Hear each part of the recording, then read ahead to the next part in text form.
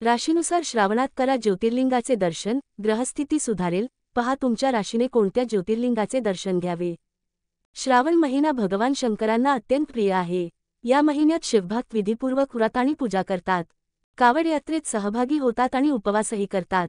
या महिन्यात शंकराची पूजा केल्याने दुःखातून मुक्ती मिळते आणि भोले बाबांची कृपा प्राप्त होते अशी मान्यता आहे. आपण श्रावणात शिवलिंगाच्या पूजेसाठी मंदिरात जातो, पण ज्योतिषशास्त्रानुसार राशीनुसार ज्योतिर्लिंगाचे दर्शन घेणे खूपच लाभदायक मानले जाते. असे केल्याने ग्रहांची स्थिती मजबूत होते आणि जीवनात सुख शांती येते. श्रावण महिन्यात कोणत्या राशीच्या व्यक्तीने कोणत्या ज्योतिर्लिंगाचे दर्शन घ्यावे आणि त्याचे फायदे काय आहेत हे आपण पाहूया. मेष राशीच्या लोकांनी रामेश्वरम ज्योतिर्लिंगाला भेट देणे चांगले मानले जाते. हे ज्योतिर्लिंग तामिळनाडू राज्यातील रामनाथपुरम जिल्ह्यात आहे. या ज्योतिर्लिंगाच्या दर्शनाने जीवनातील अडचणी दूर होतात, रखडलेली कामे मार्गी लागतात. त्यामुळे मेष राशीच्या लोकांनी श्रावणात रामेश्वरमला नक्की भेट द्यावी. वृषभ राशीच्या व्यक्तींसाठी श्रावण महिन्यात सोमनाथ ज्योतिर्लिंगाचे दर्शन घेणे उत्तम आहे. हे ज्योतिर्लिंग गुजरातच्या सौराष्ट्र भागातील वेरावळमध्ये प्रभास पाटणजवळ समुद्राच्या किनारी आहे. श्रावणात या शिवलिंगाचे दर्शन घेतल्याने मनाला शांती मिळते, तसेच सुखद समृद्धी येते असे म्हटले जाते. मिथुन राशीच्या लोकांनी श्रावण महिन्यात नागेश्वर ज्योतिर्लिंगाचे दर्शन घेणे शुभ मानले जाते. हे ज्योतिर्लिंग गुजरातच्या द्वारका शहराजवळ आहे. येथे शंकराची कृपा मिळवण्यासाठी दूरवरून लोक येतात. नागेश्वर ज्योतिर्लिंगाचे दर्शन घेतल्यास मनातील भीती दूर होते आणि शत्रूंवर विजय मिळतो.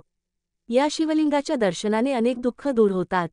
कर्क राशीच्या व्यक्तींसाठी ओंकारेश्वर ज्योतिर्लिंगाचे दर्शन घेणे फायद्याचे आहे. हे ज्योतिर्लिंग मध्य प्रदेशातील खंडवा जिल्ह्यात नर्मदा नदीच्या बेटावर आहे. या शिवलिंगाचे दर्शन घेतल्याने खूप चांगले फळ मिळते. जीवनातील नकारात्मकता कमी होते आणि सकारात्मक ऊर्जा निर्माण होते. सिंह राशीच्या लोकांनी बाबा बैद्यनाथ ज्योतिर्लिंगाला भेट देणे चांगले मानले जाते. हे ज्योतिर्लिंग झारखंड राज्यातील देवघरमध्ये आहे. या ज्योतिर्लिंगाचे दर्शन घेणे खूप फलदायी मानले जाते. श्रावणात या ज्योतिर्लिंगाचे दर्शन घेतल्यास रोगांपासून मुक्ती मिळते आणि घरात आनंद येतो असे मानतात. कन्या राशीच्या व्यक्तींसाठी मल्लिकार्जुन ज्योतिर्लिंगाचे दर्शन घेणे उत्तम आहे. हे ज्योतिर्लिंग आंध्र प्रदेशातील श्रीशैम येथे कृष्णा नदीच्या काठी नल्लामाला पर्वतावर आहे. श्रावणात या शिवलिंगाचे दर्शन घेतल्याने शिक्षण आणि नोकरीमध्ये यश मिळते, तसेच ज्ञान आणि बुद्धी वाढते. तूळ राशीच्या लोकांनी श्रावण महिन्यात महाकालेश्वर ज्योतिर्लिंगाचे दर्शन घेणे शुभ मानले जाते. हे ज्योतिर्लिंग मध्य प्रदेशातील उज्जैन शहरात आहे.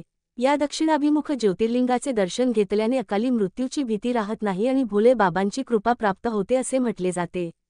वृश्चिक राशीच्या व्यक्तींसाठी श्रावण महिन्यात श्री घृष्णेश्वर ज्योतिर्लिंगाचे दर्शन घेणे फायद्याचे आहे. हे ज्योतिर्लिंग महाराष्ट्र राज्यातील औरंगाबाद जिल्ह्यात आहे. या शिवलिंगाचे दर्शन घेतल्याने इच्छा पूर्ण होतात आणि दुःखातून मुक्ती मिळते. या ज्योतिर्लिंगाचे दर्शन घेतल्याने खूप पुण्य मिळते. धनु राशीच्या लोकांनी श्रावणात काशी विश्वनाथ ज्योतिर्लिंगाचे दर्शन घेणे चांगले मानले जाते. हे ज्योतिर्लिंग उत्तर प्रदेशातील वाराणसी शहरात गंगा नदीच्या पश्चिम किनाऱ्यावर आहे. या शिवलिंगाचे दर्शन घेतल्याने जीवनातील अडचणी दूर होतात आणि मोक्ष मिळतो. काशी विश्वनाथ ज्योतिर्लिंगाच्या दर्शनाने जीवन बदलू शकते. मकर राशीच्या व्यक्तींसाठी श्रावण महिन्यात भीमाशंकर ज्योतिर्लिंगाचे दर्शन घेणे उत्तम आहे. हे ज्योतिर्लिंग महाराष्ट्र राज्यातील पुणे जिल्ह्यात आहे. या ज्योतिर्लिंगाचे दर्शन घेतल्याने भगवान शंकराची कृपा प्राप्त होते आणि व्यवसायात प्रगती होते अशी मान्यता आहे. तसेच भीतीपासून मुक्ती मिळते. कुंभ राशीच्या लोकांनी श्रावणात केदारनाथला नक्की भेट द्यावी. केदारनाथ उत्तराखंड राज्यातील रुद्रप्रयाग जिल्ह्यात आहे. श्रावणात इथले दर्शन घेतल्याने सर्व पापांपासून मुक्ती मिळते आणि जीवनात सुख शांती येते असे मानले जाते. मीन राशीच्या व्यक्तींसाठी श्रावण महिन्यात त्र्यंबकेश्वर ज्योतिर्लिंगाचे दर्शन घेणे फायद्याचे आहे. हे ज्योतिर्लिंग महाराष्ट्र राज्यातील नाशिक जिल्ह्यात आहे. या ज्योतिर्लिंगाच्या दर्शनाने मोक्ष, शांती आणि आध्यात्मिक ऊर्जा मिळते. येथे एकाच वेळी ब्रह्मा, विष्णू आणि महेश या तिन्ही देवांचे दर्शन होते. त्यामुळे श्रावणात त्र्यंबकेश्वर ज्योतिर्लिंगाला नक्की भेट द्या.